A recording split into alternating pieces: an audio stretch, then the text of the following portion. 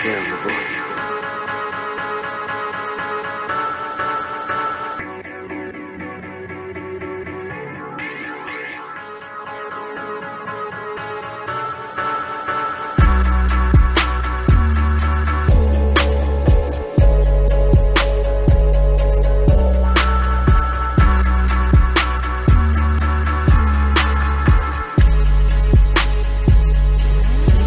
joining the show. Thank you for joining another special edition of the show. Trent, this is our TWF Best WWE/F Wrestler of All Time. Right.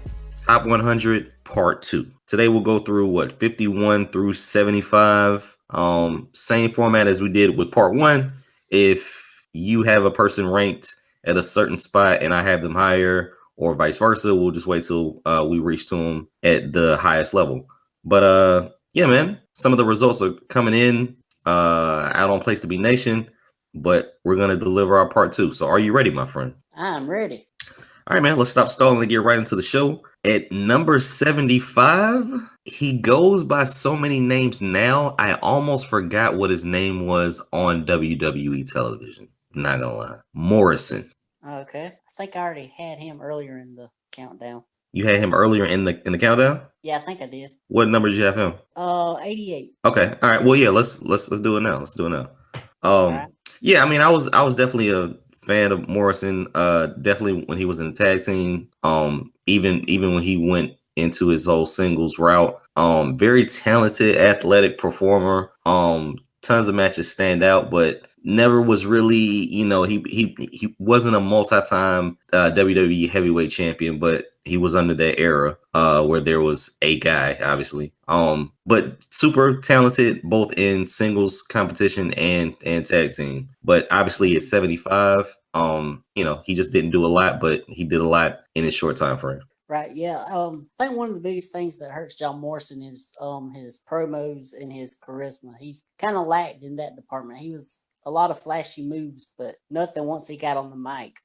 I guess he had Melina at first to help him out there, but eventually she went her own way, and he was a little bit lost when it come to that. And then, speaking of Melina, because of some of her stuff, her ways backstage kind of cost him opportunities because he was guilty by association. I think he got a lot of heat after WrestleMania 27 because Melina was throwing a fit that Snooki, it was Trish. Trish got her spot that she thought she was supposed to have in that match tagging with Snooki. So he got a lot of heat for that, and that's what eventually led to his release. But yeah, I liked him with Mercury. I even liked him with The Miz. Right. They were really entertaining together. I was a little bummed that he didn't get that big that WrestleMania match right there at WrestleMania 27, because that's when he was starting to really get to the top. He had that really good Falls Count Anywhere match against The Miz on an episode of Raw. And yeah, I was a big fan of Morrison. Yeah, it just seems like he didn't have enough time to ascend to the next level to be that top tier guy. He was definitely on his way, and he was a WWE product, right? Didn't he come from the Tough Enough era? Yeah. I mean, he was a homegrown product where in 10 years maybe he could have been champion, but he was in progress, dude. I mean, maybe 2 or 3 more years, bulked up a little bit more, could have had a run. Yep. But just never ascended to that top tier guy, and it's funny because you talk about Miz, and Miz is definitely up there, maybe 1B under the top tier guys, but you just needed that path, and he just didn't follow the path of staying there for a long time. Yeah, and it's pretty funny looking back that he put up with Melina getting him all that trouble, because now he didn't. At the time, everybody thought he'd end up marrying her, but now it ends up he marries Taya Valkyrie. So yeah. How things work out. Nicely done. All right, man. So who you got at 74? Are you at 75? Oh yeah. Oh my gosh, yeah. Who do you have at 75? At 75, I have the Empress of Tomorrow, Asuka. Okay. We'll get to her very shortly. We'll definitely get to her. Okay. So now, who do you have at 74? At 74, I have the Monster Kane. Let's see. Where's the big red machine? Okay, wow. You're going to be very upset, but I have him way higher. Way higher. Oh, I won't Jeez. be as upset when I hear it as much as somebody else in the Place to Be Nation community will. Somebody that Listen, hates them. let's go ahead and address this right now. So this whole thing started from the suggested ballot idea of Place to Be Nation, right? Right. So the big thing about it is well, yeah, you submit your ballots, but if you had any issues like me, you're not able to view your final ballot. But either way, Right. they are super uber fans, man, which is freaking awesome. They're Oh, doing yeah. the honorable mentions right now. I think they're on like part 2, but I didn't know that they were gonna do an in-depth or a deep dive of every person mentioned or every person ranked. That's awesome, man. Like that's Yeah. really cool just to see them go spot by spot, name by name, even consider the honorable mentions and give their little take. So definitely appreciate that. Yes, definitely. Yeah, I mean they're heavily dedicated over there, especially guys like Chad Campbell. Shout out to him. He's very very knowledgeable in his pro wrestling. Very knowledgeable. One of the guys that I look up to as far as knowing the history and stuff of pro wrestling. Gotcha. All right, so at 74, I have the British Bulldog. Okay, I have him higher. Okay, all right. Let's go to 73. All right, 73. I have Neville. Whoa, wow. I Oh, don't. No. I don't. oh, you don't have him. Nah, I don't think Neville's on my list. Yeah, I don't Yeah, think I Neville's mean, on my. Neville was a guy that at first I didn't know if he was gonna make the list or not. But I mean, if you look at his matches, he had some really good matches in NXT. He gave Sami Zayn that really good match where Sami won the title. He had the 4-way with Breeze and Kid and who's the other guy in that match? Was it Zayn?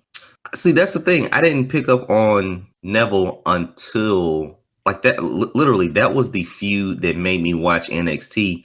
But I caught the very, very, very, very end of it when Right. they finally had their match. And so looking back on it, to me, if Neville was a great performer, that whole feud just put Sami Zayn over. So like I didn't see Neville or I didn't know him as Pac. I didn't know any of that stuff. So you Right. would definitely have a better grasp on Neville than I would in NXT. Yeah.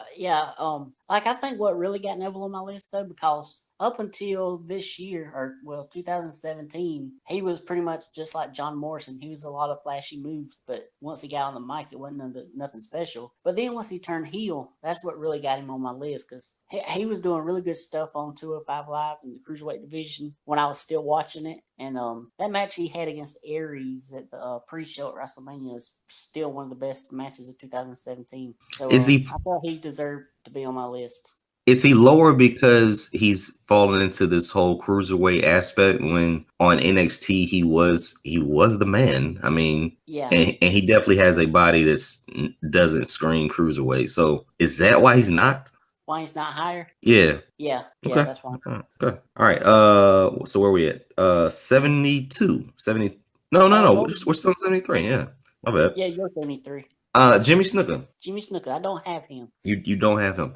Superfly Jimmy Snuka, and incredible talent, not necessarily great on the mic, but one of those legends that you remember from the Hulk Hogan era. Basically, everyone goes through eras. He was definitely in the era. Everyone remembers him flying off the top rope.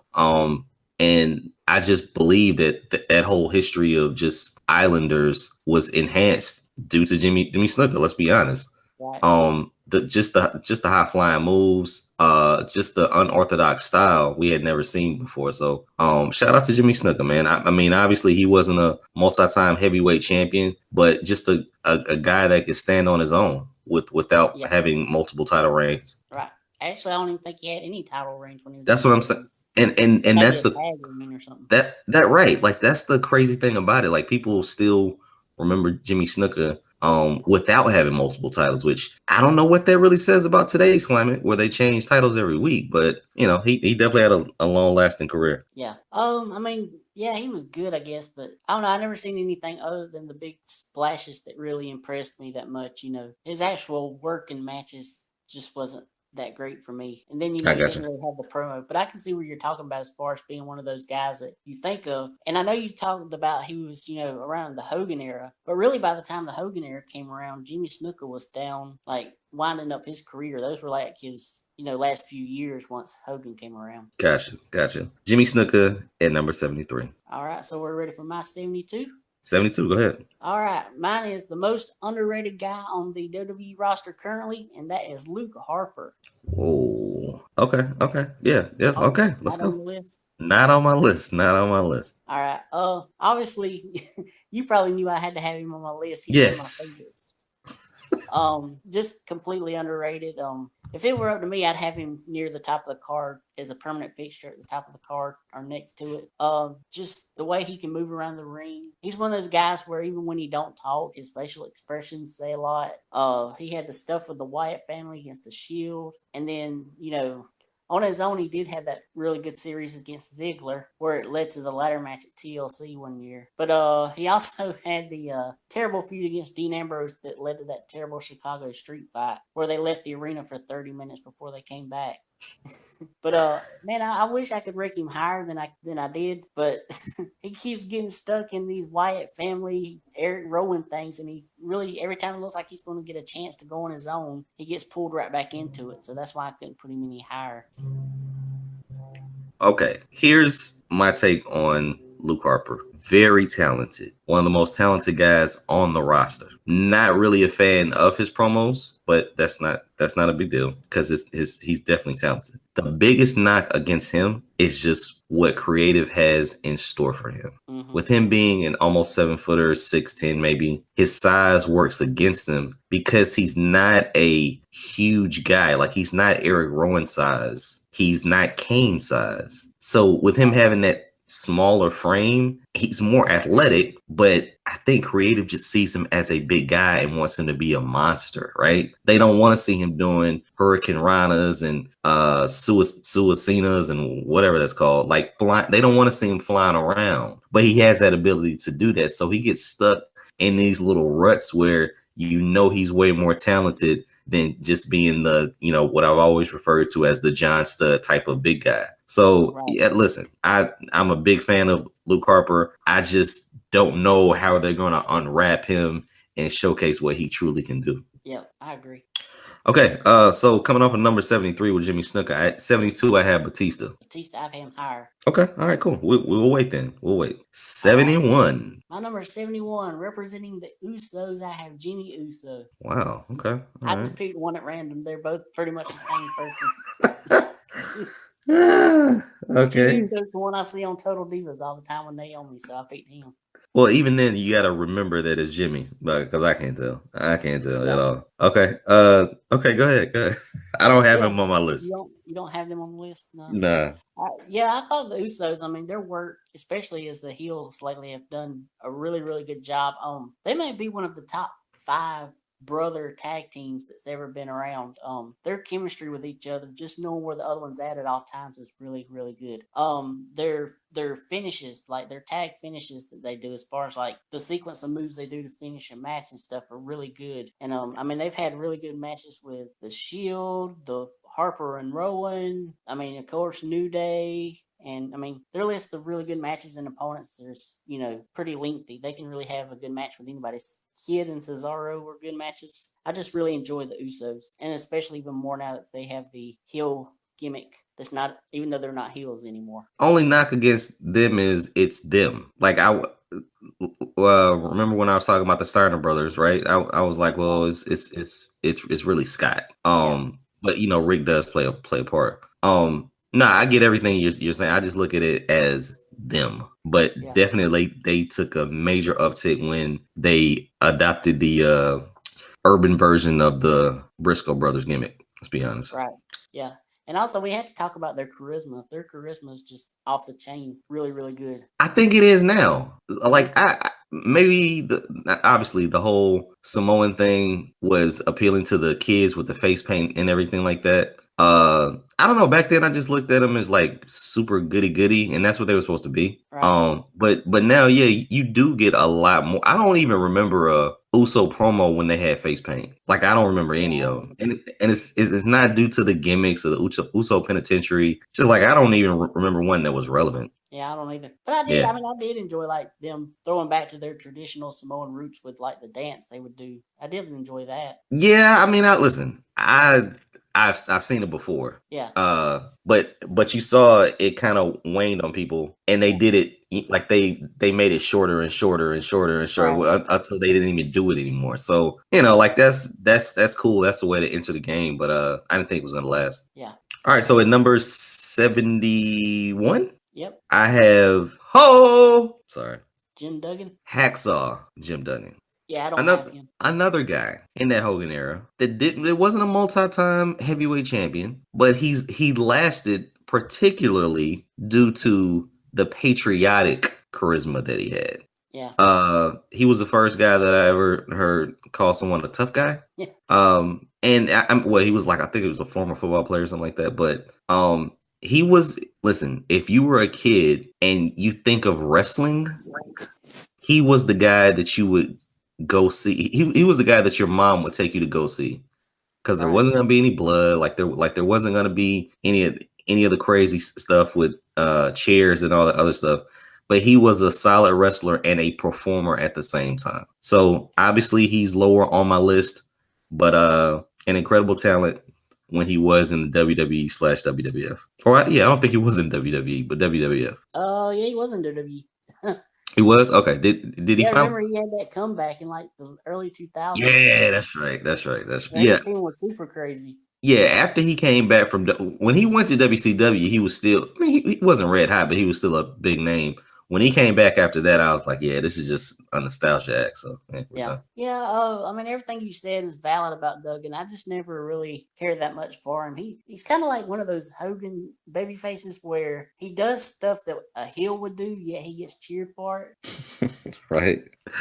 Like, but no, like the crazy. Never really get behind him. Like the crazy thing about it is, if you looked at a card back then, he was going to be on the card. Yeah. Like that, at the end of the day, that's really all that mattered. Like I don't remember any super big feuds or anything like that, but he was going to be on the card because it was Jim Duggan, right? Like It was Hacksaw Jim Duggan. So that's why I got him on my list, man. He was always on the card. I don't know if it was bathroom breaks or anything like that, but coming out with a 2x4, screaming ho, and just giving the thumbs up, he was on the card, man. Like that, it was a cool guy. All right, number 70, I have the lesser of the Rockers, Marty Jannetty.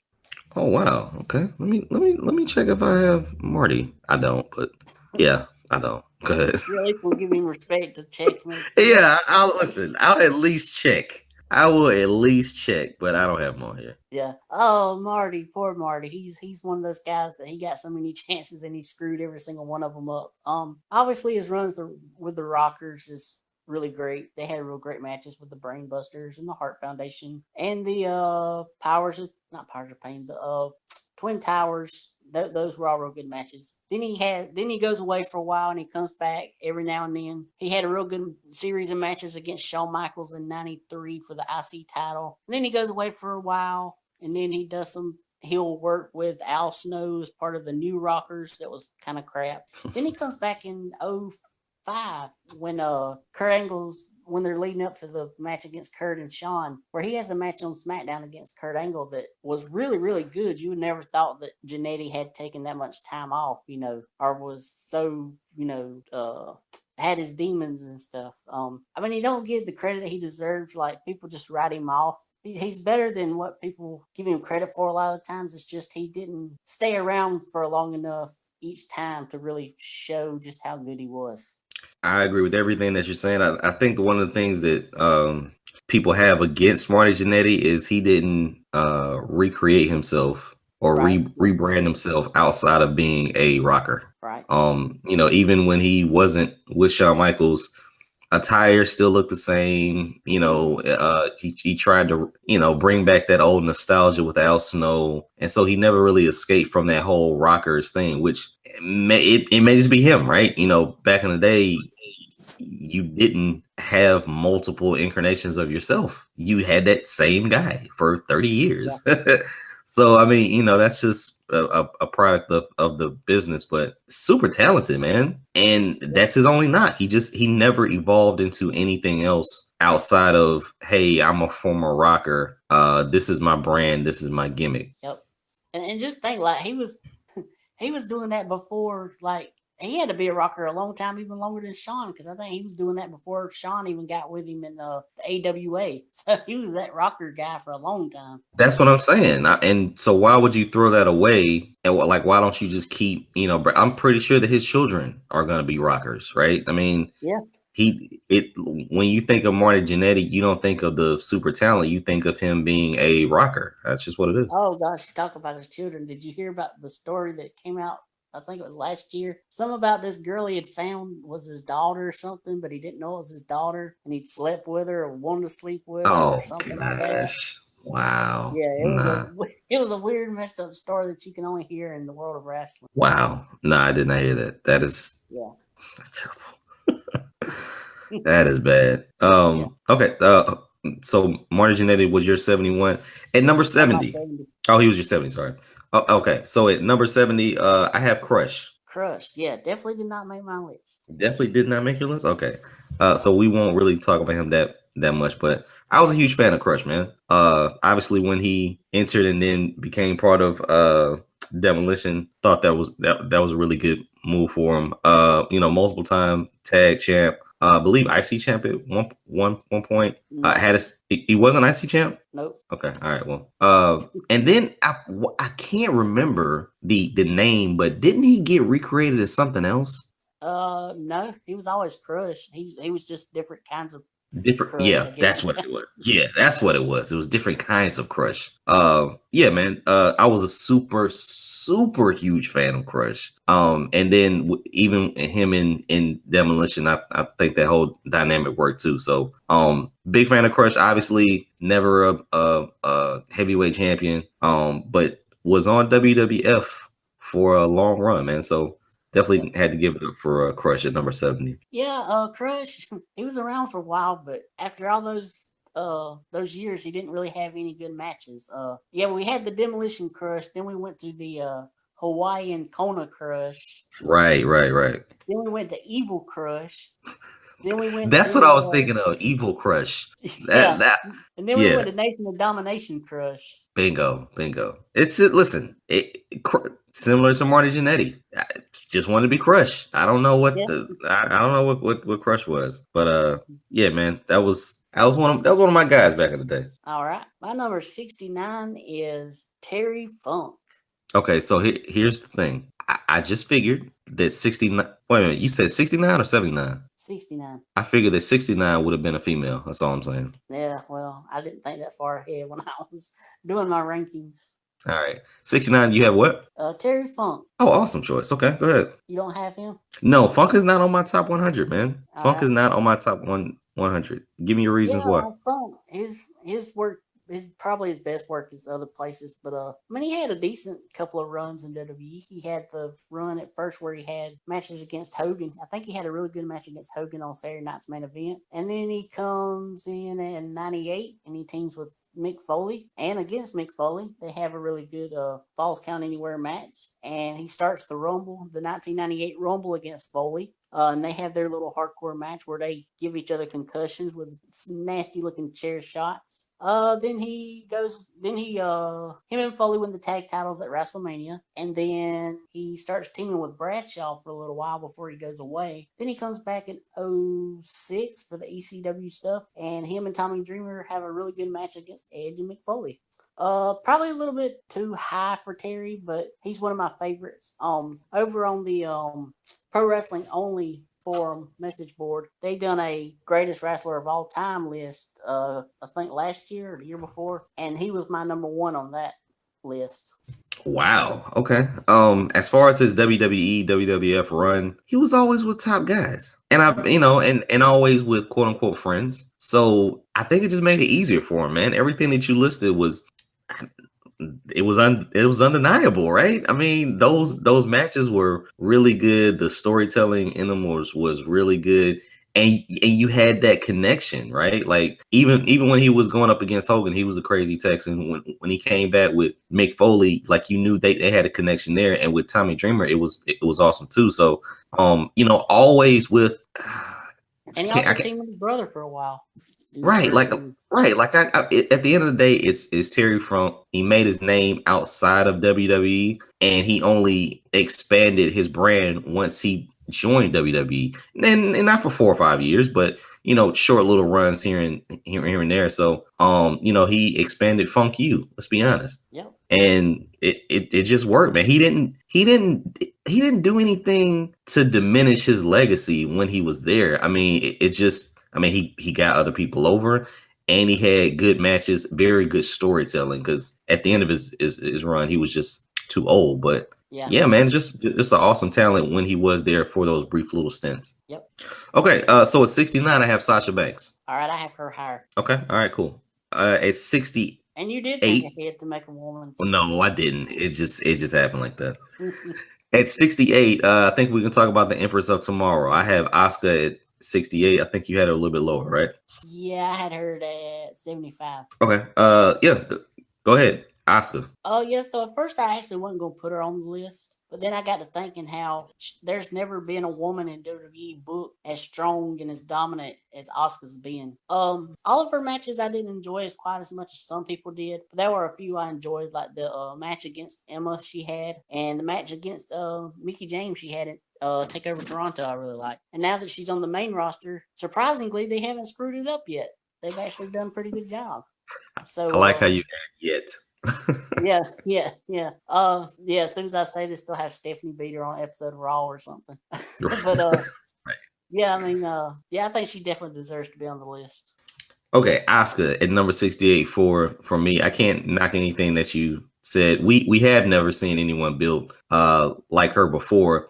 I think that what I like about Asuka is obviously, she's the Asian Goldberg of the women's scene, but at the same time, when she needed to have matches that weren't squashes, big takeover matches and everything like that, or even those huge NXT live matches, they went back and forth, right? She could definitely make someone else look good, make a match look good, and not always get herself over. So you saw different levels of or different facets of Asuka's game in NXT. Hopefully they don't mess it up in WWE, but in NXT, man, they showcased her very, very well. And hid the lack of English in her promo and didn't make her speak some English, despite what was it, Nia Jax said this Monday. Oh yeah, well listen. I think being bilingual, if that's a stretch, works for her. But they packaged her very, very well. Didn't have her lose, which is, maybe a knock. But yeah, man, Asuka. And she's only low on the list because it's all NXT. And she really hasn't done anything in or on the main roster yet because she's been there less than a year. So we'll see what happens with Asuka. Yeah, and I also can't forget to mention when talking about good matches, her match against Nikki Cross in that last woman standing match. Right.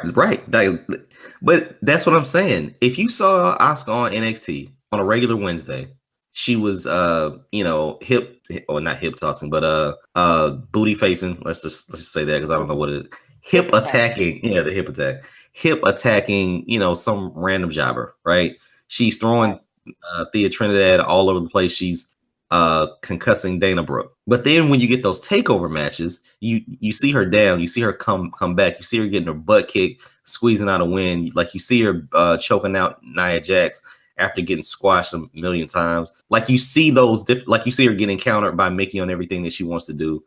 So like you saw all of that without her seeing her lose, right? Right. And that's what I think really helps her in NXT. We'll see what happens in the WWE. Yeah. All right. My number 68 is the world's strongest man, Mark Henry.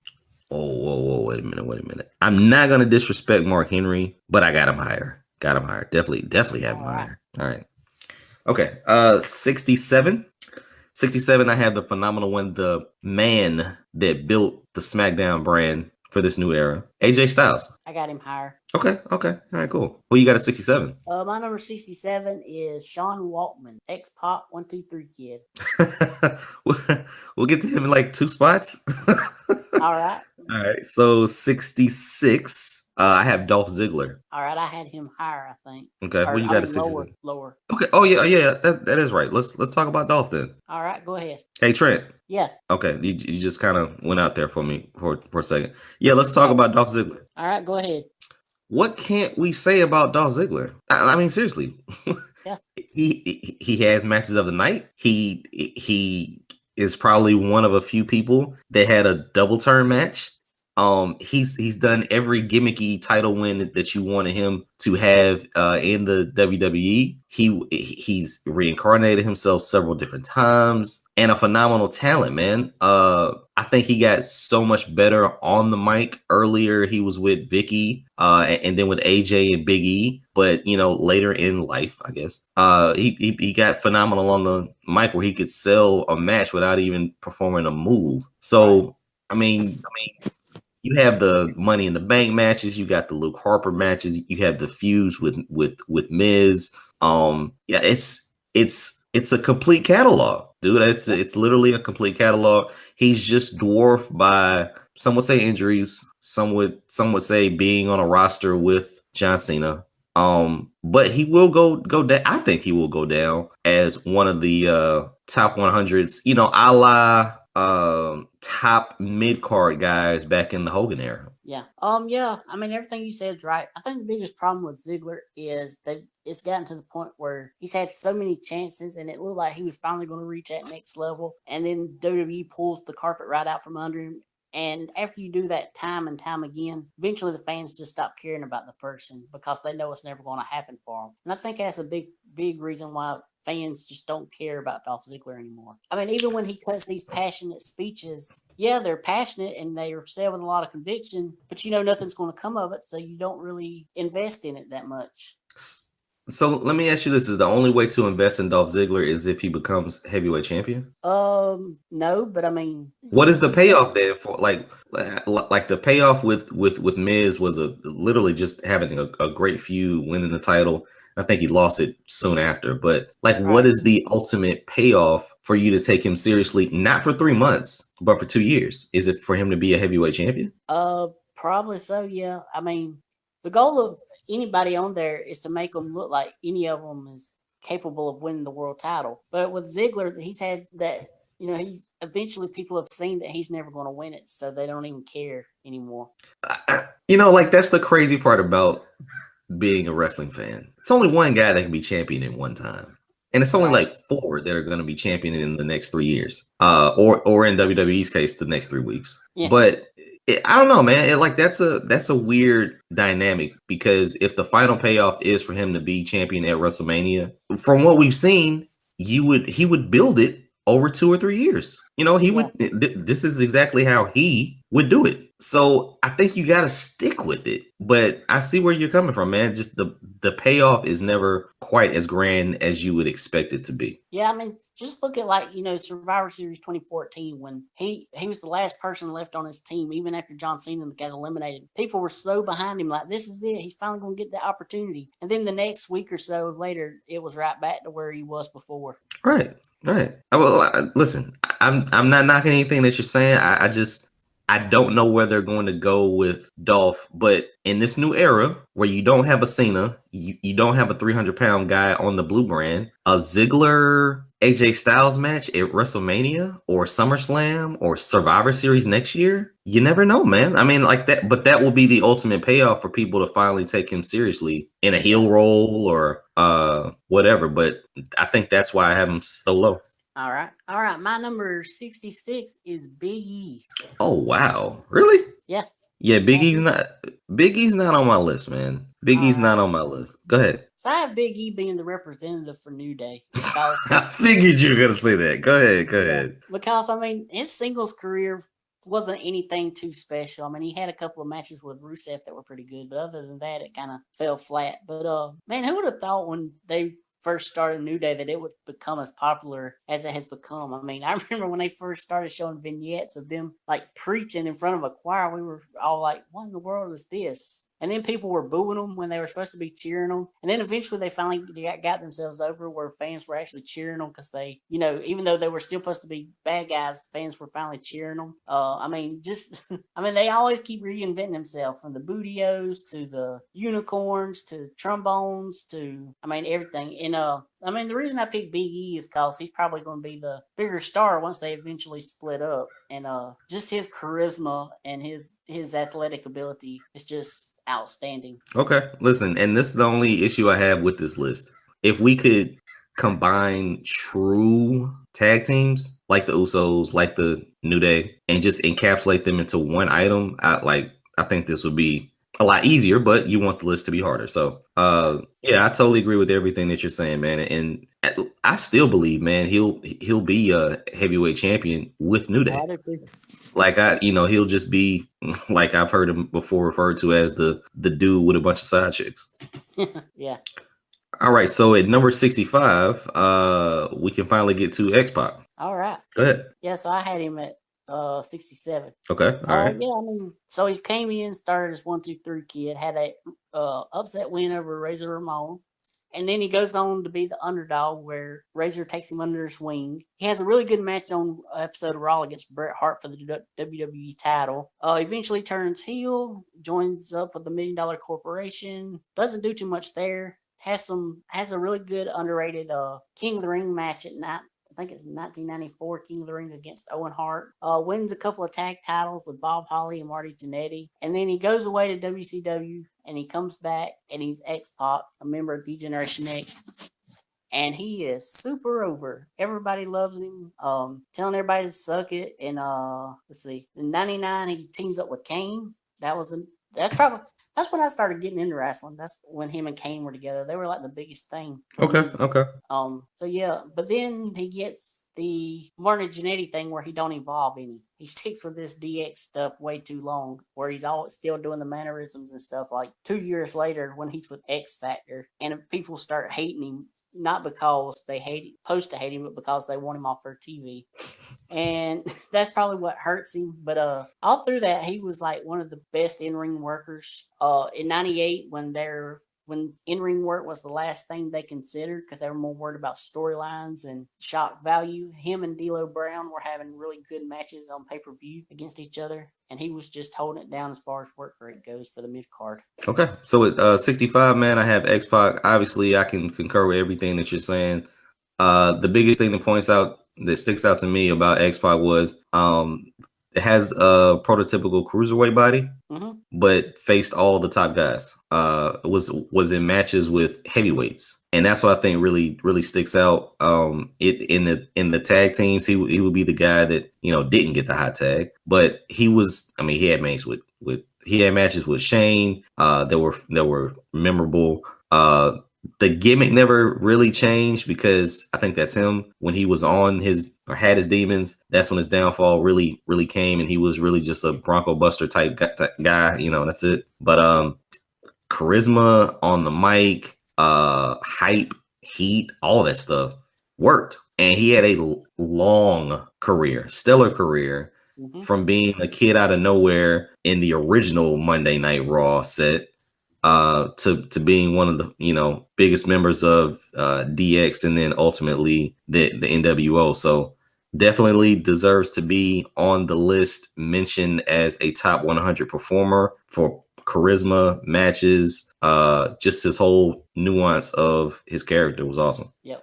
So who do you have at 65? At 65, I have Dean Ambrose. Whoa, wait a minute. Did I say that I banned Dean Ambrose from my list? Have I pointed that out yet? Okay. No. I banned Dean Ambrose from my list. Why was that? I'm just not a fan of Dean. All right. In remembering the top 100, I don't think he should be mentioned. Okay. I just don't. Go ahead. Yes, I mean Dean. I mean, when you look at the Shield members, you really have to look at their singles career because all three of them were equally good as part of the Shield. I mean I have him as the last ranked Shield member, the lowest Shield member, because the whole goofy, corny Dean Ambrose I just couldn't stand. We would get glimpses of like the Dean Ambrose that we wanted, but it wasn't enough.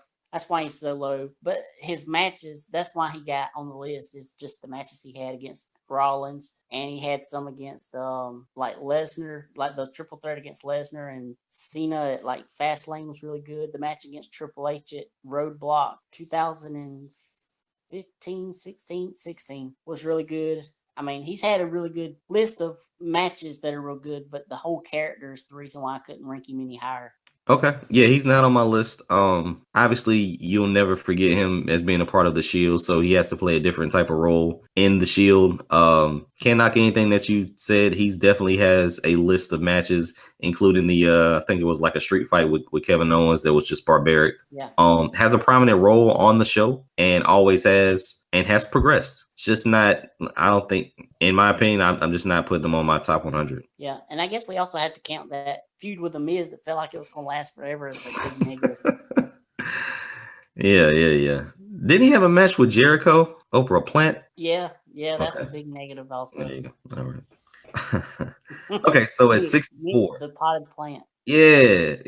At 64, I have Mickie James. All right, I had her lower on the list. Okay, so yeah, let's go into Mickie James. Yeah, let me see where I had her first. You had her in part 1, right? Yeah, I had her at 78. Okay, yeah. All right. Yeah, give your thoughts. One of at the time when there was a lot of women on the roster that couldn't actually work a match to save their life, she was one that actually could. Came in, and that feud against Trish Stratus was one of the best women's feuds they've had, probably ever at that time ever had. The storytelling in that feud was really good. I mean, it wasn't just because it was a girl on girl, hot lesbian action kind of thing. It was more than that. It had more psychology to it. The fact that Mickie would like try to attack anybody that got close to Trish, and then them having the WrestleMania match at WrestleMania 22, which was the best women's WrestleMania match until 2016. That says something. Once Trish left, she was probably the most over woman on the roster. Had really good matches against the likes of Melina and Beth Phoenix. And then like her one thing that's a negative, which is not really toward her, it's more on Lay Cool. It's the whole Piggy James stuff. That stuff still pisses me off when I think about it. But comes back in 2016, has that match against Asuka, which was really, really good. Then she joins up with Alexa Bliss, which I loved, and I wish it would have lasted longer, their alliance, because it was two of my favorite girls together. Has some good matches against Becky Lynch on SmackDown. Then she moves over to Raw, and then her feud against Alexa this past year resulted in a really good match on pay-per-view. So she's had a pretty good career. Although I will say her country music career, I could leave it. It's not that good. She's not that good. Okay. And I'm a fan of her, and I'm a fan of country music, but I'm not a fan of her doing country music. All right. So Mickie James definitely deserves to be on the top 100. Not only for being a very prominent diva during the Divas era, just for having a comeback, man. Just for making a huge comeback, going away and then coming back and still having a very prominent role. Hold on 1 second. It never fails. Never fails. I need to put it on silent. Hey Jay, what's going on? Hey, did you get my text? Yeah, my bad. I'm doing my show right now. Can I call you when I'm done? Oh yeah, sure. All right. No, you're fine. You're fine. I'll text you when I'm done. Okay. All right, bro. All right. Bye. Yeah, she's a little controlling. Jesus. Okay, let me start over.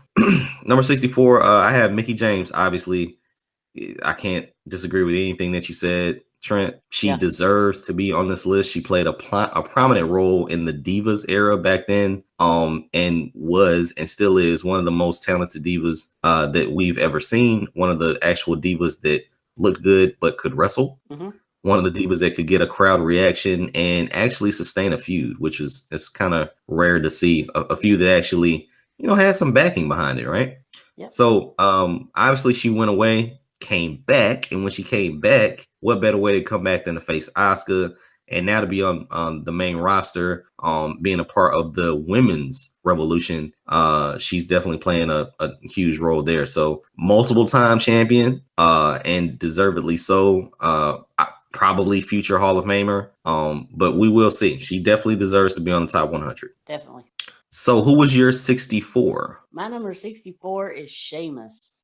Okay, hold on. Gotta give love to the redheaded guy. And since we are on Sheamus, and since you have convinced me to watch Total Divas, I don't think Sheamus is on my list. But is Sheamus hitting Nia Jax? They flirt with each other a lot. I'm just saying. Saw the episode where she was actually got grouped up with a Triple X star. Yeah. But I always see her and Sheamus like, yeah, I saw, I don't know, maybe Sheamus likes the light and fluffy girls, so we'll see. Yeah. We'll see.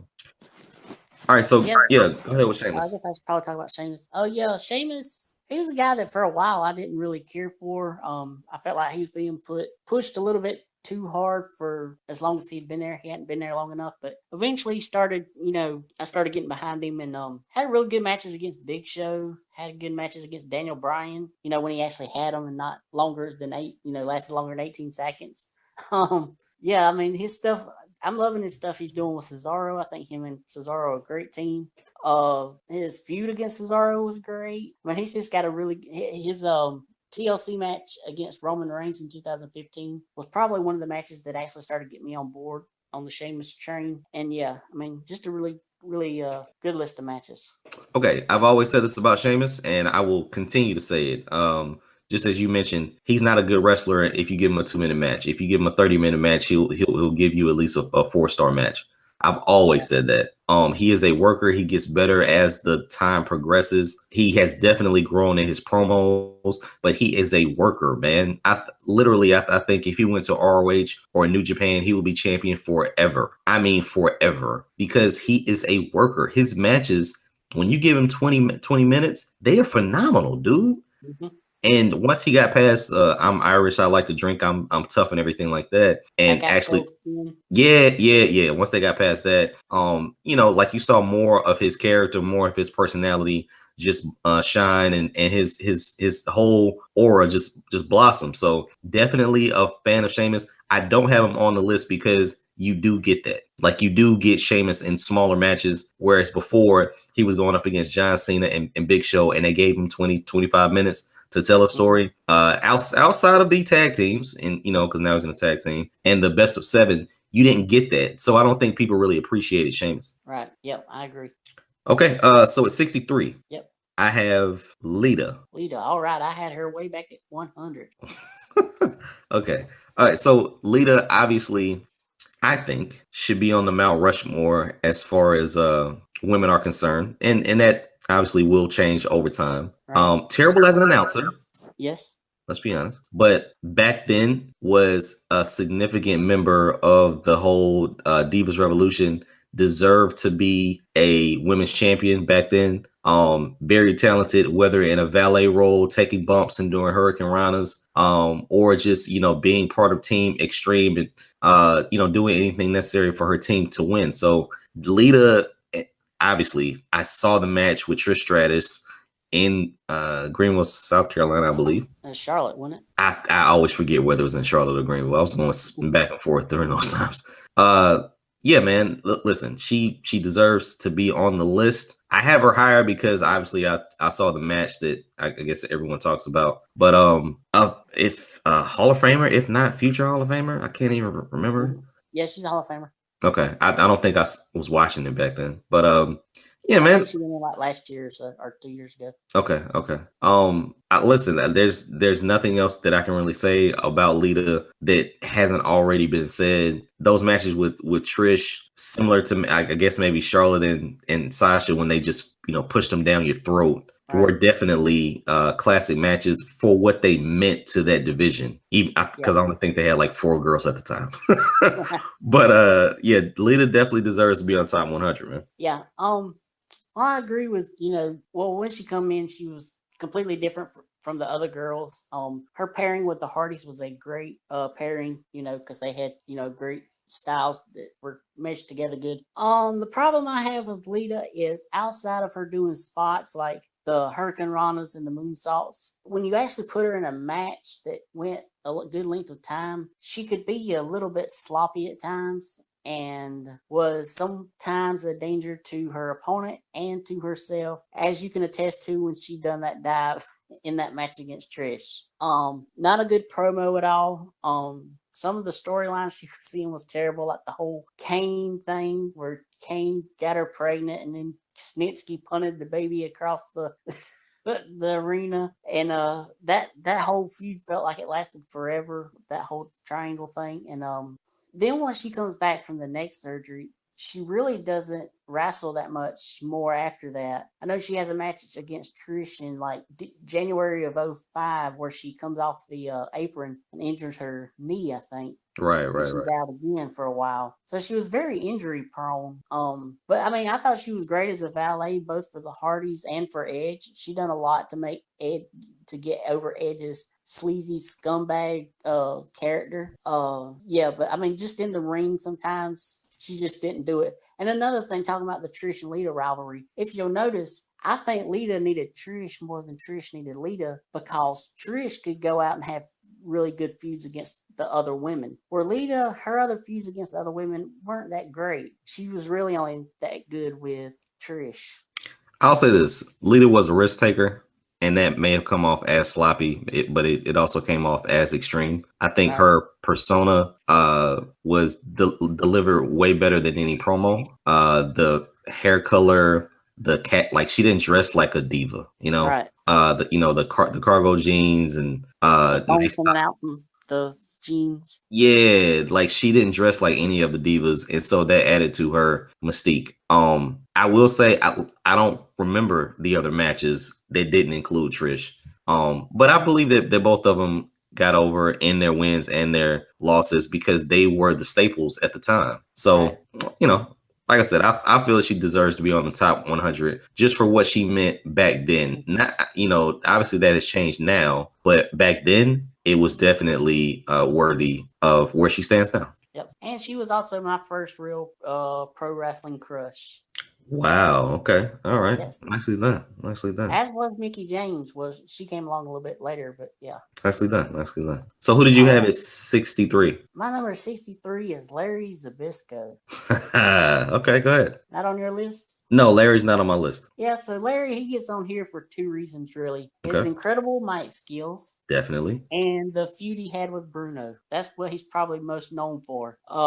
It was like where it was basically a teacher or the student turning on the teacher, and they had a really good series of matches that sold out buildings everywhere. And then they had I think the match that capped off the feud was at Shea Stadium, and they sold that place out. That's pretty much the reason Zbyszko gets on my list pretty high. Okay, awesome. Listen, I'm not gonna knock that. I'm not gonna knock Larry Zbyszko. He was before my time, man. Literally, when I saw Larry Zbyszko, he was before my time too. If it was before you, he was in WCW by the time I heard of Larry Zbyszko. I mean, still wrestling, but from what you hear, great technical wrestler. As always, amazing on the mic. But I would be interested to go back and look at some of those teacher-student feuds and rivalries that he had because you know, I heard, man, they were selling out everywhere, dude, and that's why he's still unnamed. So that's cool. Yeah. And him going against Bruno, that made him the most hated guy in the whole WWF. Yeah. Oh yeah. Definitely. Bruno. Definitely. Okay. At 62, we have another mistake. Let's just go ahead and put that out there. I had New Day, but I'm pretty sure that I put Big E in. So who do you have for 62? Oh, so you put Big E at 62? 62, yeah. All right. We talked about him earlier, so yeah. 62, I have Bailey. Bailey didn't make my list. Oh wow. Yeah, Bailey didn't make my list. You ain't showing no love for the hugger. Shame. I love Hug Life. Bailey gets on the list. I mean, she had a really, really great run in NXT. Had really good matches against Sasha, obviously, that everybody talks about. The reason she can't be any higher is the way she's been treated on the main roster, where everything that people loved about her in NXT has pretty much been erased and swept away on the main roster. And she's pretty much a shadow of what she used to be. And every time she comes out, she don't feel special like she used to when she was in NXT. Okay. Quick question, man. Hmm. When she was in NXT, did we overhype the impact that she had? Okay, so once she's champion, because I think that's where it took off. But once she's champion, the 2 out of 3 falls match was phenomenal. I mean, it was phenomenal. Yeah. What did I say? 2 out of 3. Yeah, the Iron Woman. The Iron Woman match was phenomenal because that was on an NXT live, right? Right. That was Right. on a takeover. Yeah.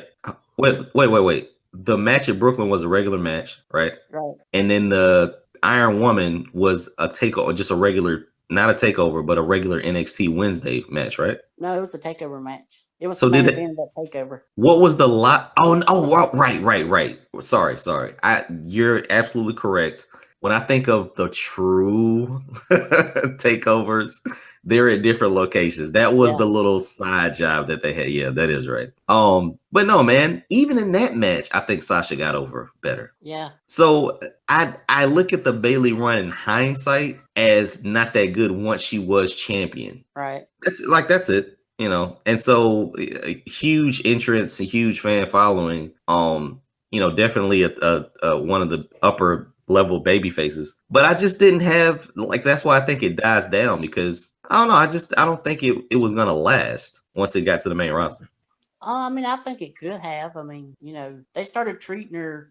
They started treating her like she was kind of like a Eugene character when that's not what she's supposed to be. Yeah. She's more of like a super fan and not special needs, which they treat her like. But no, I thought she still had some pretty good momentum and had some good matches once she was champion. I mean, she had the match against Nia, that was pretty good. And then she had the 2 matches against Asuka that were pretty good. But she lost those matches though. That's the only. They were still good. No, true. That's what I'm saying. I think in the Nia match, yeah, she overcame the obstacle with a kind of a gimmicky type finish. With the matches against Asuka, they got Asuka over though. So she did what she was supposed to do as a wrestler, but as far as enhancing her brand, I don't think it did anything for her title reign. That's what I was really getting at. Yeah.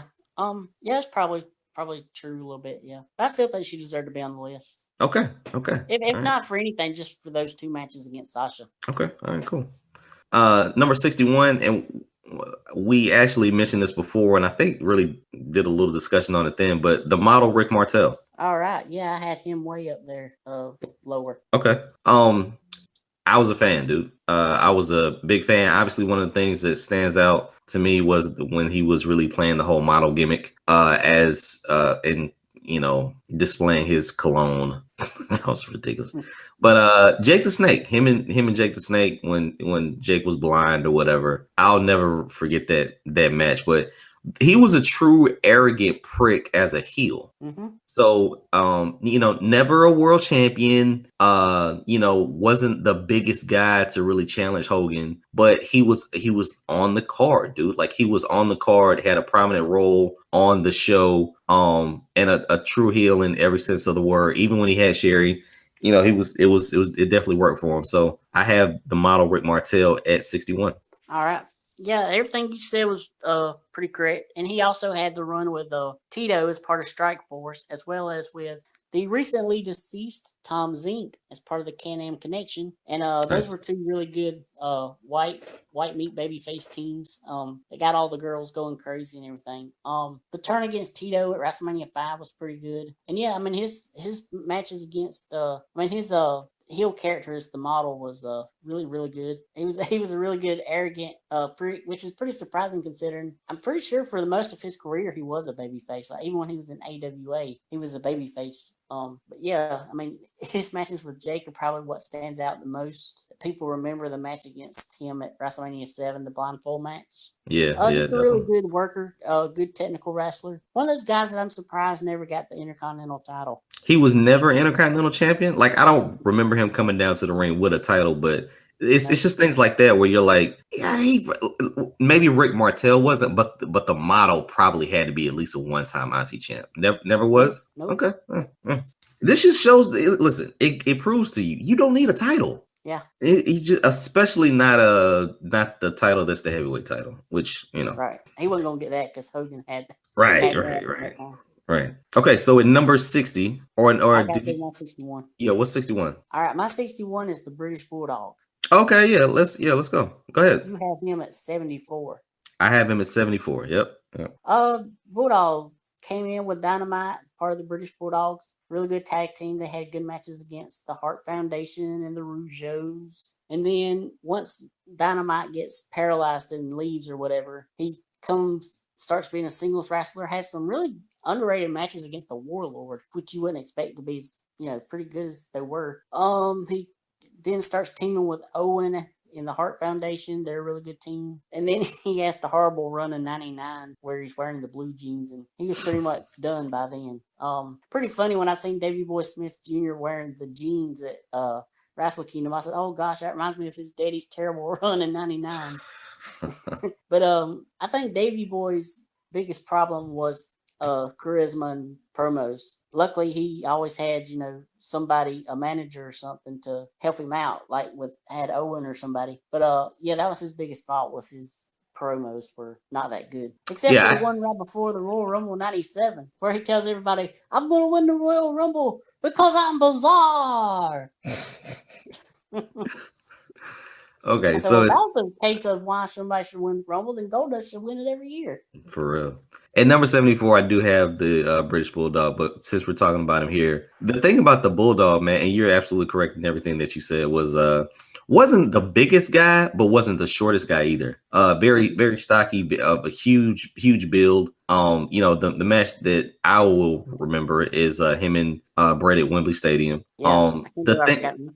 Yeah, he was a mid-card guy, but was never truly a top tier heavyweight, but always in a tag team. Had his singles run, but really worked better in a tag team to his detriment. But I think back then, man, they really wanted to capitalize on your true gimmick. So I don't think they wanted him to not necessarily scrap his English accent, but they didn't capitalize on that. Whereas now they do, like they just wanted him to, when he spoke, they didn't want him to overspeak, but he didn't have any relevant catchphrases or anything like that. And his inability to give a promo made you focus on his work ethic, and he was a tremendous worker. So I definitely have him on my top 100. Yeah, and he's one of those guys also, like, he's somebody who, he worked in the mid-card, but if they put him in like a main event spot against like a Bret at like one of the In Your House pay-per-views, he didn't look out of place. Right. Which I mean, that just shows you, like, there's this whole mid-card realm, but you know when you have upper mid-card guys that are just never going to be champion, Yep. Okay, so wow, okay, we got 10 left. Number 60, I got D'Lo Brown. All right, he didn't make my list. Okay, all right. I did give him considerable thought about making it, but he just didn't make it. Okay, all right. D'Lo Brown, obviously, promo and character-wise, to me, deserves to be on the list. If you paralyze someone, you deserve to be on the list. That's horrible to say, but no, man. Originally came in as just a nobody. Let's be honest. But was extremely athletic, and his gimmick shined because he was able to bring that to the screen. He was like the longest reigning European champion or something like that. A title that means nothing. Right. But once he quote unquote broke his sternum and started using the chest protector, all that stuff just added to D'Lo Brown. Him shaking his head and doing all that other crazy stuff. But he was very talented in the ring, whether he was performing as a singles performer or within the Nation of Domination. And those little elements allow him to, mature as a wrestler and as a performer, being able to escape from that and do his own thing and still have a relatively strong career when he was in the WWF at the time, WWE. So definitely, I wanted D'Lo Brown on my list. All right. Yeah, and you can't forget about his memorable tag team run with Chaz as part of Lowdown, with Tiger Ali Zine as their manager. Yeah, definitely. I'll never forget D'Lo, man. Like, one of my best friends can do the D'Lo Brown dance, or like the D'Lo thing. The head shake. This is awesome. It's crazy. All right. My number 60 is Cesaro. Listen, well deserved. He didn't make my list. Oh, that's a shame. It is. Yeah. Cesaro, of great matches with pretty much anybody he's in the ring with. His matches against Cena are really good from episodes of Raw. His matches against Daniel Bryan were really good. Matches against Sheamus, like I talked about a while ago. He won the Andre the Giant Memorial Battle Royal, and we thought everything was going to be looking up for him, but he didn't. Turned out he didn't really do anything after that. Don't have the most decorated career, but he has good matches. Like he's one of the guys where you can just every time he's on TV, you're going to get a good match, and you have to tune in to see what he's gonna do. But he's also another guy just like Bulldog who works both good as both tag team and as a singles guy. Let me ask you this, man, because I basically have him pegged as Sheamus, and now it kind of makes sense why they're in tag team. Would you prefer a guy that was a great worker that could give you a 20-25 minute match and you appreciated that, or a guy that you could get everything that you could out of and have a blast within 5 minutes? Because that's where I think that's how we're looking at wrestling nowadays. Like Cesaro is awesome, but I think he's awesome if you give him 18 minutes. Right. Whereas and he is still good, but he doesn't have a work rate of a 5 minute person where he could end the show and be your main event guy and do, see everything that you wanted to see within 5 minutes. Like outside of the swing, maybe, that would have been something. But I think the knock against him were the injuries. Is and was his inability to develop himself on the mic, not give a good promo, but just develop himself on the mic, just feel comfortable and project what he could project in the ring on the mic. Right. Yeah. Thankfully, they finally got him not wearing that darn mouth guard when he cuts promos now. Yeah. All right, dude. So we are at 59. Yep. At number 59, I have Seth Rollins, the Architect. I have him we can go ahead and talk about it. I have him as my 58. Okay, cool. Seth Rollins, I have so much respect for him because he brought it every night, but on the pay-per-views, he took it to a different level. Carried the flag for WWE when they didn't have the best ratings and when they had terrible, gimmicks and all this other things. But when he was on a pay-per-view, he is what you came to see. Didn't matter who he was in the ring with. He gave it 185%. And just an awesome talent. Didn't see a lot of his stuff in NXT, but I think he was FCW, right? Yeah. Okay. But he was like the first NXT champion. Right. Saw most of his stuff in ROH, but knew this guy was going to be very talented, and I think he's exceeded everyone's expectations for what he was supposed to be when he got to the main roster. So being in the Shield doesn't hurt either. But definitely one of the top guys, whether you're talking about storyline or actually in the mic right now. So Seth Rollins, number 59 on my list. Yeah. Seth, he's one of those guys where he's better when he cuts shorter promos, because those 20-minute promos when he was part of the Authority he could drag on a bit, and the sound of his voice for that long can get a bit irritating. He's got one of those voices where if you hear it for too long, it starts wearing on you. But he's got a really good list of matches against Ambrose, against Cena and Brock at Royal Rumble 2015. He's really, really good. I enjoyed I didn't think the Triple H match this year at Mania was as bad as some people say. I think it just ran long. I just think it ran long. But like when you talk about the matches with Cena, and you got to see the 25 moves of death. Let's be honest. But you created a story with the matches that he had with Brock and Cena. Those were the matches that'll stick out to me as being true Seth Rollins. Outside of what you see on Monday Night Raw, there's a difference. There's different levels, man. You can see him on a pay-per-view, and he is a phenomenal talent. And on Raw, you get the mini version of that, but you see more of the character. So definitely have Seth Rollins on my top 100. Yeah, and I think he's much better as a babyface than he is a heel to me. I don't know, man. I could put him I don't have him equal, but I see where you're going with that. It's just hard to judge, man, because even as a face, he still does. He still has heel promos. I mean, Yeah. Okay, so he's doing that now with Jordan, though. That's pretty good. Yeah, true. So who do you have at number 59? 59, I have Trish Stratus. Trish. Okay. All right, cool. Let's be honest. I have her higher. All right. Trish. You're 58. Hold on. Let me figure out if I actually. Yeah. I got her higher. Okay. 58. I got Brock Lesnar. I have him higher. Okay. Who? Wow, that's kind of low for. Listen, we will get to Lesnar. We will get to Lesnar. All right. Who you? I guess go ahead and give your 57 so we can get back on track. No, 58. Who you got at 58? I had Seth Rollins at 58. Okay, sorry. Who you got at 59? 59, I had Trish. Okay, so yeah, we're just going back and forth. Okay. 57. Who you got? Give yours first. That way we can get back on track where we was. Okay, cool. 57. I got 57. I have Bob Backlund. Bob Backlund, I have him higher. Okay, well you got to and listen, we're probably gonna get in this era right now. So like this is cool. The back and forth is awesome. If you're listening, you're like, man, when are they gonna say? We're getting to the 50 mark, dude. It's gonna happen. Yeah. So go ahead. My 57 is Sami Zayn. You got Sami on the list? Mm-hmm. I don't have Sami on the list. I thought about it. I really did, but I don't have Sami on the list. Nope, right. Don't have Sami on the list. Go ahead. So Sami is pretty much the male version of Bayley. He's the ultimate underdog, especially when he was a babyface.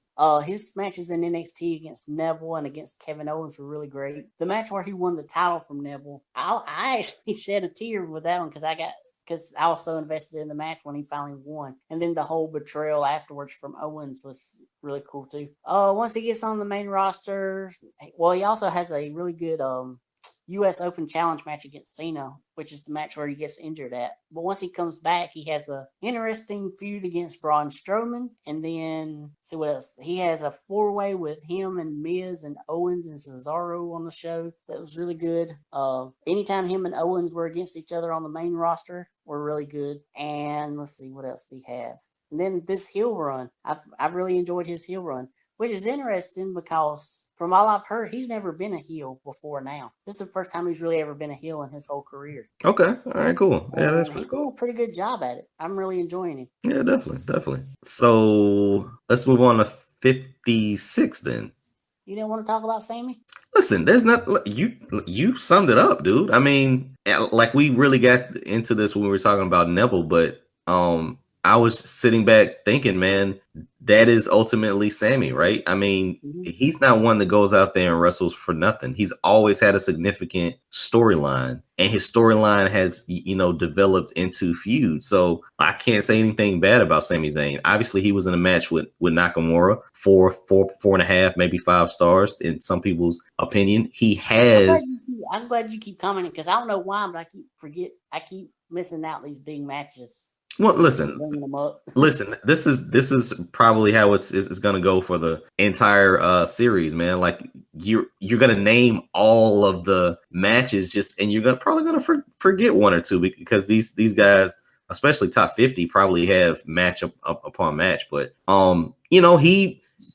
he built NXT for me. He was the top guy in NXT for me and kind of built that bridge of people having eras on the main roster. And, even back in NXT and maybe his whole career, man, it's the Kevin and Sami show. So he can stand on his own, but given that dynamic, it just works out better for everyone, I think. So I don't have any problem with him being on the list. I just didn't have him on my list due to the fact of him and Neville, cool. Him running NXT for a while, cool. But ultimately, it's him and Kevin. Like to me, it's always been that. So that's why I didn't have him on the list. All right.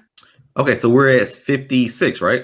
Right. I got Ron Simmons, aka Farouk. All right. He didn't make my list. Okay. Obviously, I'm putting black people on the list. Let's just be honest. But no, man, a significant career with the WWF at the time. I think WWE. As a guy that I saw become champion in WCW first, African American heavyweight champion, and then go to WWE-F at the time and become this. I don't know what the heck Farouk was, but just a badass black guy basically. But and then to develop into the Nation of Domination and then really just enhance other characters. But then also to go to the APA and just, dominate as a tag team. Not great on the mic, but his facial expressions tell you exactly what he's thinking. And he played his role, whether heel or babyface, to a T, man. So as top 100, obviously due to the tag team reigns and just for the different feuds that he was in. So I think he's definitely deserving to be on the top 100. All right.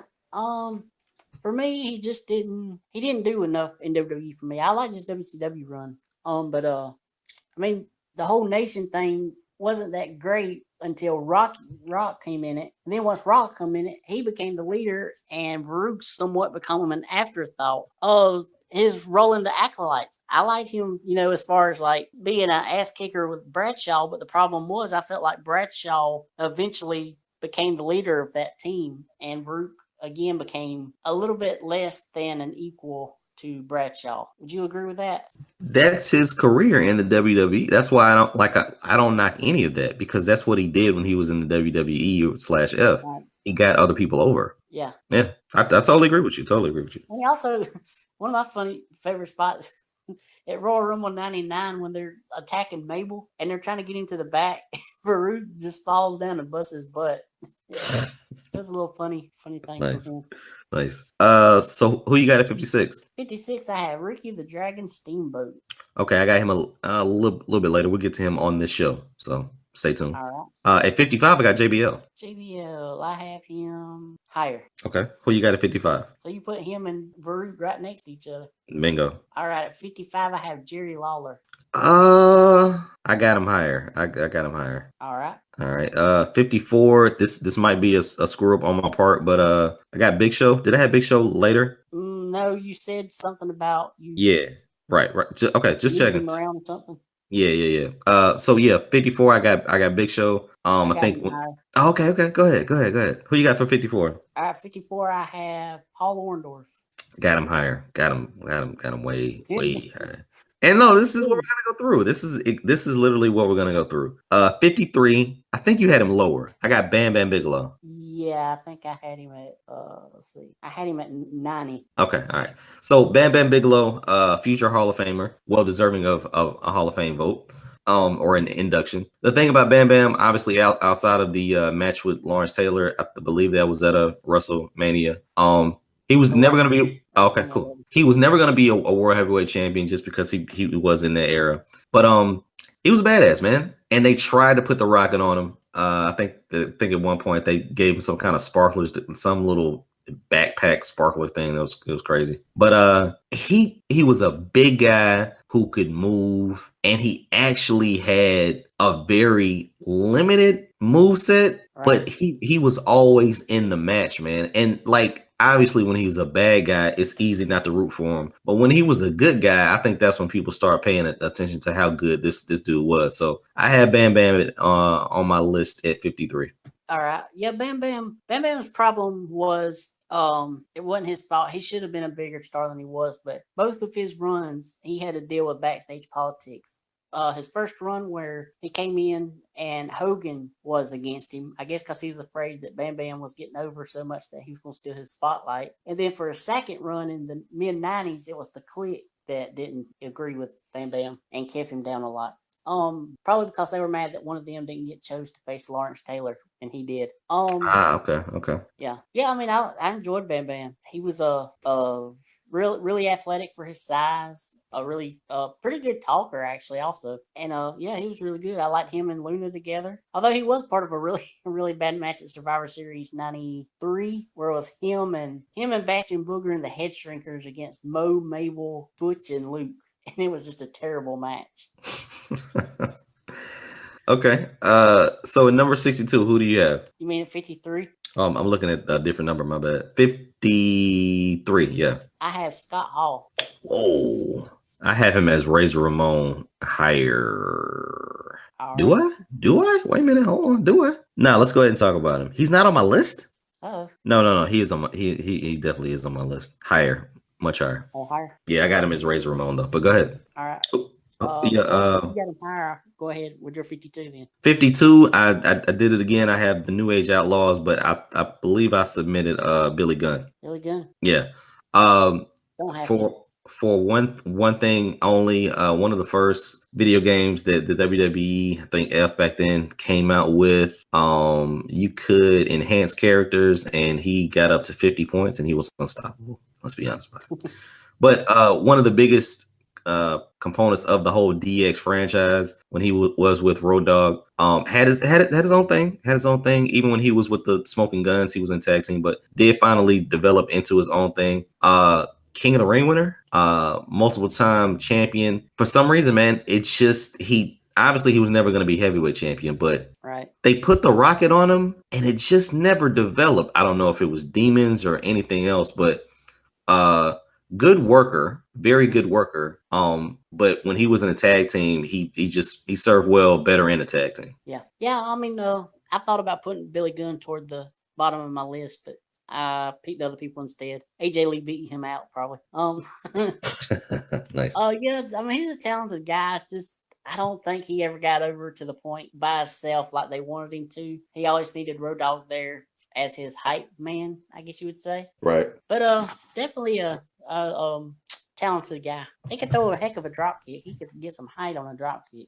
Yeah, that was the only thing that I just didn't like about certain eras, man. I don't want to point the finger at politics, but I think you would make the brand bigger if you just got stars over. Like, I don't know what wrestling would be like if you had 30 top guys, like literally 30 headliners. You see what I'm saying? So like it would be a battle every single card, and maybe your headliner, still delivered, but 3 or 4 matches were 5 stars. Yeah. I just look at things differently like that, and with keeping someone else down or not giving them 20 minutes for a match. I don't know. I think you always hurt people like that. Yep.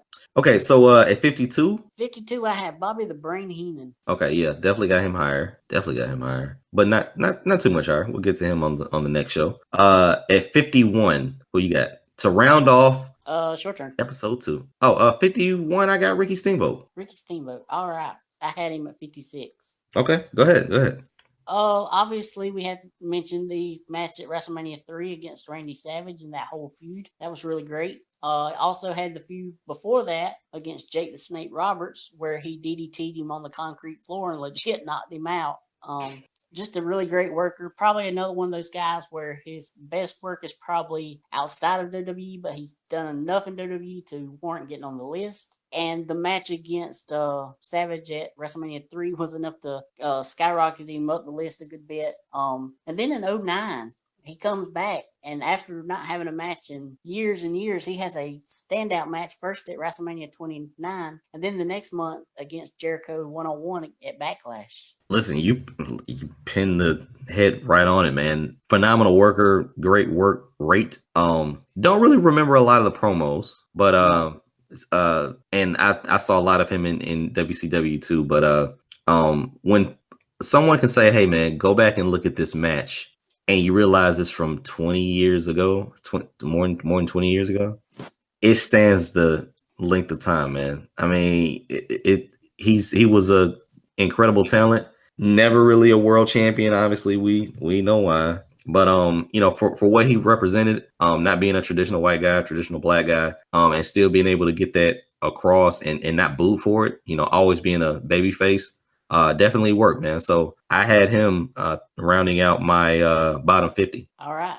And the man that will be finishing out my bottom 50 will be Ravishing Rick Rude. Oh, wow. I have to say I have him extremely higher. I'm a big Ravishing Rick Rude fan. I'm a big fan of anyone calling somebody a sweat hog. Sorry. All right. That does it for today. Yeah, this list, like, we got into more of the traditional names. But I'm glad that we could really, share our thoughts on those guys, man. And maybe why they weren't higher, or maybe why I had them lower. So yeah, this was awesome, dude. Yep. I look forward to next week. Heck yeah. As always, you are listening to the Wrestling Fans Podcast. Make sure that you check us out on our social media platforms, at our official Twitter page for the show, which is at TWF_podcast. And if you are feeling lucky, connect with Trent. You can tweet Trent at MTW3589. And as always, feel free to ping me over at Twitter at BangEm South. Connect with us on Facebook, facebook.com/TWF podcast. You can view all of the shows there. The list for our series of Top 100 will be out shortly. And of course, follow us on our YouTube channel, The Wrestling Fans Podcast. Same thing there. Just make sure that you subscribe. follow, subscribe even more, listen to the shows, share them, and yeah. Trent, now it's time for you to plug your site. Oh, at my thoughts on pro wrestling.blogspot.com. So I was doing the Wrestle Kingdom review last week, and my computer started giving me trouble, so I didn't get to work on it a couple of days. And I got to thinking, nobody wants to read a review after 2 or 3 days after it's happened, or almost a week after it's happened. So I pretty much done away with that, and I started a blog where I'm doing a fantasy Royal Rumble booking, the Royal Rumble matches, both the men's and the women's. That'll be interesting, man. That'll be very interesting. Okay. Mm-hmm. All right, cool. Well, Trent, as always, it was a pleasure, man, and I will talk to you. About Mixed Match Challenge Tuesday night after SmackDown. Is it on Facebook or is it on the WWE Network? On Facebook. Okay, I got to figure out how to do that. Have you ever watched something on Facebook? No, I think if you could just go to the WWE Mixed Match Challenge page on there, it'll be just live. There. Okay, yeah, that'll be interesting. That'll be interesting from a hosting perspective too. And tomorrow night, Paige Van Zandt will be in her next fight on Fox Sports 1. On Sunday night? Yeah. Oh, okay, they're doing a fight night on Sunday night? I reckon, yeah. Okay. And I thought it was on a Sunday also. I thought they had them on Saturdays. Yeah, maybe with the whole MLK weekend, you got football that's going to end early. It's a little different, but I like the format. I definitely like the format. And people are watching. They're used to watching Sunday night stuff. Maybe this works out for them, man. Hopefully she wins. Who else is on the card? I don't know. I'm not a UFC fan. I'm a Paige Van Zandt fan. That's how you do it, Trent. As always, man, it was a pleasure, dude. I will talk to you next week, my friend. All righty.